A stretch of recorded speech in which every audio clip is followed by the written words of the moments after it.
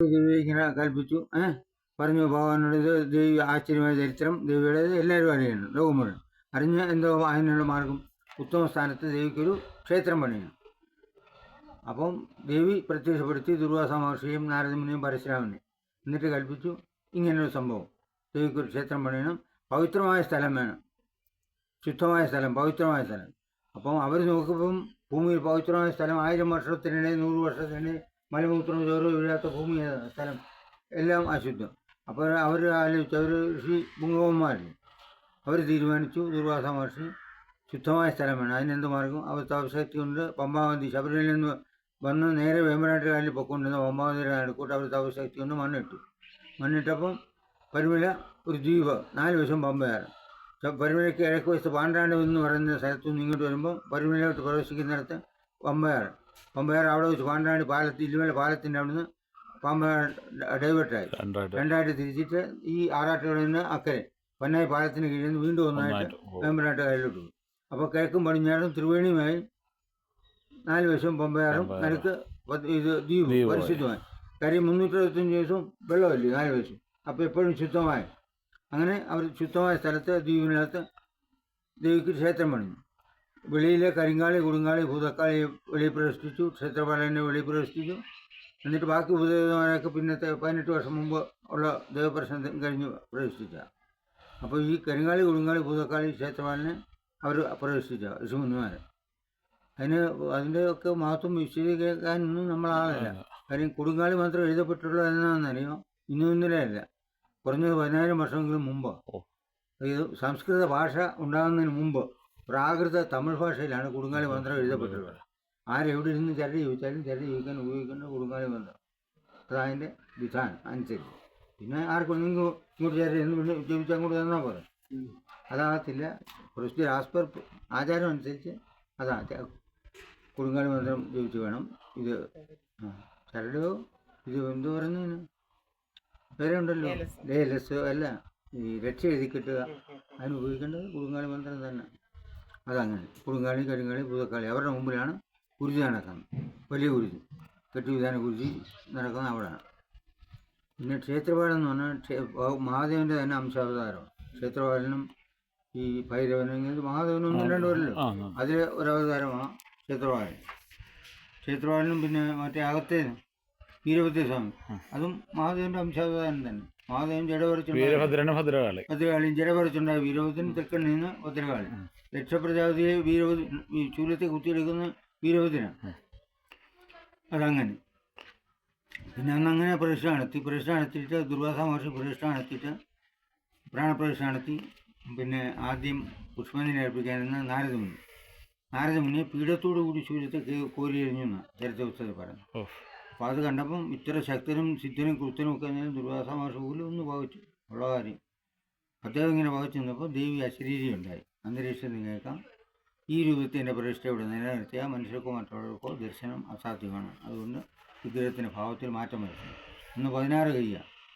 അപ്പം മാറ്റം വരുത്തണമെന്ന് പറഞ്ഞപ്പം ദുർവാസ മഹർഷി ഇങ്ങനെ കൈ കാണിച്ചപ്പോൾ 14 കൈ 4 കൈയായിട്ട് മാറി. എന്നിട്ട് അദ്ദേഹം കൽപ്പിച്ചു, നാരദമുനി പുഷ്പാഞ്ജലിക്കിരുന്നതല്ലേ, നാരദമുനി കൂറിയിരുന്നത്. അപ്പോൾ അദ്ദേഹം കൽപ്പിച്ച് നട ഇനി തുറക്കണ്ട, ഉറക്കപ്പുറത്ത് എപ്പോഴും അവിദ്യത കൂടിയായ മനുഷ്യനെ താങ്ങാൻ ഒക്കത്തില്ല, കൊണ്ട് നട തുറക്കണ്ട. എന്നിട്ട് പറഞ്ഞു ഇനി നടയും തുറക്കണ്ട, വിഗ്രഹത്തിന് വലതുവശത്ത്, ദേവി വിഗ്രഹത്തിൻ്റെ വലതുവശത്ത് തന്നെ ശ്രീചക്രം പ്രതിഷ്ഠിച്ചു. അതുകൊണ്ടാണ് ഇവിടെ ശ്രീചക്രത്തിലാണ് ഇപ്പം നമ്മുടെ ഈ പൂജ. ഇപ്പോൾ അന്ന് മുതൽ ഇന്ന് വരെ വിഗ്രഹമുണ്ട്. അതുപോലെ അത് തൊടത്തില്ല, അങ്ങോട്ട് തൊടത്തില്ല. വിഗ്രഹത്തിലോട്ട് പുഷ്പാഞ്ജലി പോലും എങ്ങനെ അർപ്പിക്കുന്നത്? അർച്ചന ബിംബം ഈയിടെ പ്രതിഷ്ഠിച്ച് അതിന് വിശാലം ക്ഷതം സംഭവിച്ചു. അപ്പോൾ പഞ്ചരൂപ വിഗ്രഹം കല്ലിലാണോ വിഗ്രഹം? ദാരുശില്പം, അത് ദാരുശില്പം റാങ്കാതൻ. എന്നിട്ട് അതിന്റെ വലത്തുവശത്ത് ശ്രീചക്രം പ്രതിഷ്ഠിച്ചു. ഇപ്പോൾ ശ്രീചക്രത്തിട്ട് പൂജ. പിന്നെ ചാമുണ്ടിയെ ഇപ്പുറത്ത് പ്രതിഷ്ഠിച്ച് അല്ല, കിഴക്കോട്ട് ദർശനമായിട്ട് ദേവി വിഗ്രഹമാണ്. ദേവി വിഗ്രഹത്തിന്റെ പൂജയൊന്നുമില്ല. വിഗ്രഹത്തിന് വലത്തുവശത്ത് ചക്രം പ്രതിഷ്ഠിച്ച് അന്ന് ഒരു ചക്രത്തിലാണ് ഇപ്പോൾ നമ്മുടെ വഴിപാടെല്ലാം നടക്കുന്നത്. വിഗ്രഹത്തിലൊന്നുമില്ല. ശ്രീ ചക്രപ്രിയ ബിന്ദു ദർപ്പണ വരാം ശ്രീ രാജരാജേശ്വരി എന്ന പുഷ്പാഞ്ജലി. അപ്പോൾ അവിടെ പ്രതിഷ്ഠ നടത്തി ചക്രം പ്രതിഷ്ഠിച്ചു. ചക്രത്തിലിട്ട് പൂജ അർച്ചനയും തുടങ്ങി. എന്നിട്ട് അദ്ദേഹം കൽപ്പിച്ച ഈ നട തുറക്കണ്ട, ഒരിക്കലും അടച്ചേര്, ഉറക്കപ്പുറത്തിന് കൂടിയ മനുഷ്യനെ താങ്ങാനൊക്കെ അടച്ചതാണ്. പിന്നെ വടക്കേ നിലയിൽ ഇങ്ങനെ നമ്മൾ എപ്പോഴും തുറക്കുന്ന നട പിന്നെ ചാന്താണി ഭഗവതി ദേവിയുടെ തന്നെ മഹാകാളി തന്നെ ശാന്തഭാവം. ശാന്തഭാവം. അതാണ് അവിടെ ചാന്താട്ടം മഹാചാന്താട്ടം എല്ലാം നടക്കും. അവിടെ പിന്നെ മറ്റ് സപ്തമാതക്കുള്ള വഴിപാടുണ്ട്. ചാന്താണി ഭഗവതിയുടെ പുറകിൽ കിഴക്കേറ്റത്തെ കഥയിനകത്ത് കിഴക്കൂന്ന് പടിഞ്ഞാറ് ദർശനമായിട്ട് വീരഭദ്ര സ്വാമി. വീരഭദ്ര സ്വാമിയുടെ പ്രത്യേകത എന്ന് പറഞ്ഞാൽ ഹനുമാൻ മലയെടുത്തു, ഹനുമാൻ മലയുടെ ശക്തിമാൻ എന്ന് കേൾക്കുന്നു എല്ലാവരും പറയുന്നു. അതുപോലെ ശക്തിയുടെ മൂർത്തിയാണ് വീരഭദ്രൻ. യന്ത്രരാജ മന്ത്രരാജ വീരഭദ്രായ നമാണ്. ആരെവിടെ ഇരുന്ന് യന്ത്രോ മന്ത്രം ഉണ്ടാക്കുക അതിൻ്റെ എല്ലാം ഓണർ വീരഭദ്രൻ. പറയത്തില്ലേ പകർപ്പവകാശം ഗ്രന്ഥകർത്താണ് യന്ത്രങ്ങളുടെ എന്ന് പറയുന്നത് തന്നെ. യന്ത്രങ്ങളുടെ മന്ത്രങ്ങളുടെ എല്ലാം ആരുണ്ടാക്കിയാലും അതിൻ്റെ ഓണർ വീരഭദ്രൻ. അതൊന്ന്. പിന്നെ ശക്തിയുടെ മൂർത്തിയാണ് വീരഭദ്രൻ. എല്ലാ ഈ ശക്തിയുടെ വീരഭദ്രനെ പണ്ടുള്ളവർ വീരഭദ്ര ഉപാസന നടത്തുന്നവരെ നേരെ മതം വരും താനെ ഇങ്ങോട്ട് വന്നാൽ അങ്ങോട്ട് എടുക്കത്തില്ല, അങ്ങ് മുമ്പോട്ട് എടുക്കത്തില്ല. ഈ പത്തി വിരിച്ചുകൊണ്ട് മൂക്കം പാപ്പ ഒത്തു വന്നാൽ കൊത്താൻ വന്നാൽ പത്തി മേളിൽ നിൽക്കും, അങ്ങോട്ട് എടുക്കത്തില്ല. അത് അത്ര ശക്തിയുടെ മൂർത്തിയാണ് വീരഭദ്ര. എന്തിനും ഉള്ള ശക്തി ആർജിക്കാൻ അങ്ങോട്ട് ഇരുന്നാൽ മതി. പഴയ ആൾക്കാരുണ്ടായിരുന്നു വീരഭദ്ര ഉപാസന നടത്തുന്നത്. പറഞ്ഞ് ഒന്ന് ക്ലോസ് ചെയ്യാനായി. അതങ്ങനെ വീരഭദ്രൻ്റെ അങ്ങനെ. പിന്നെ വീരഭദ്രൻ്റെ ഇപ്പുറത്ത് സപ്തമാതൃക്കുണ്ട്. ഈ ചാന്താട്ടം നടക്കുന്ന ചാന്താടൻ ഭഗവതിയുടെ പുറകിൽ സപ്തമാതൃക്കുണ്ട്. ബ്രാഹ്മി, വൈഷ്ണവി, മഹേശ്വരി, കൗമാരി, ഇന്ദ്രാണി, നരസിംഹി, വാരാഹി, ചാമുണ്ഡി. ചാമുണ്ഡിയുടെ ഇപ്പുറത്ത് കിഴക്കോട്ട് ദർശനമായിട്ട് മഹാശൂന്യുണ്ട്, തൃശ്ശൂരത്ത് പഞ്ചലോകികൾ. ഈ മഹാശൂന്യയുടെ ഇപ്പുറത്ത് വടക്കേറ്റത്തെ കിഴക്കൂന്ന് പടിഞ്ഞാറുനിന്ന് കിഴക്കോട്ട് ദർശനമായിട്ട് ആണ് ശൂന്യ. ശൂന്യയുടെ ഇപ്പുറത്ത് കിഴക്കോട്ട് ദർശനമായിട്ട് ഗണപതിയുണ്ട്. അത് സപ്തമാതക്കളുടെ കൂടെയുള്ള വേറിട്ട ഗണപതി ഭാവം ഉണ്ണി ഗണപതി. പിന്നെ നമ്മുടെ വക്കീൽ ജഡ്ജിയമ്മാൻ്റെ അന്ത്യനെ അറിയാതെ തൂക്കിക്കൊണ്ടു.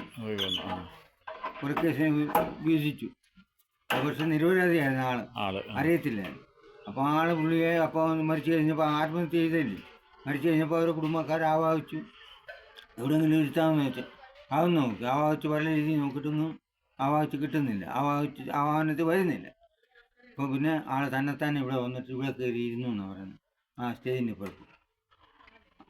അത് അവരുടെ ചെറുവള്ളിയിൽ അമ്മാവനെ തന്നെ ഇല്ലേ? ചെറുവള്ളിയിലെ അമ്മാവനാ ജഡ്ജിയമ്മാവൻ.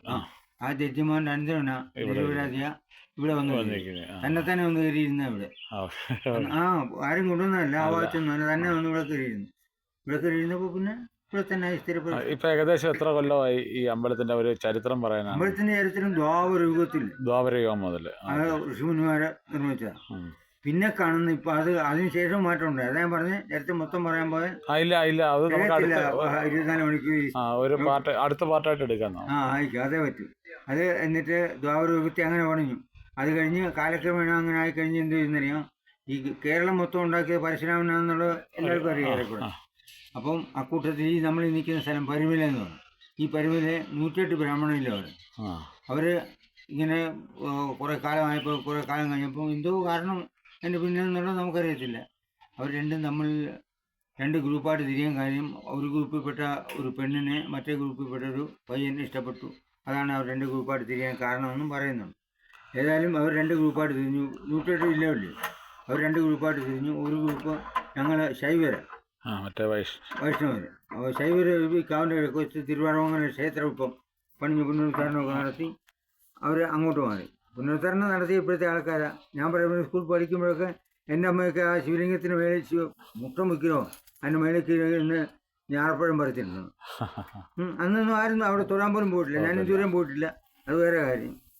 ഭഗവതി ആരാധിക്കാത്തവരുടെ ആരാധന മുഖത്ത് ഞാനെന്തിനാണ് തൊഴുന്നത്? ഞാൻ തൊഴത്തില്ല. ഞാനും എൻ്റെ അമ്മയും എൻ്റെ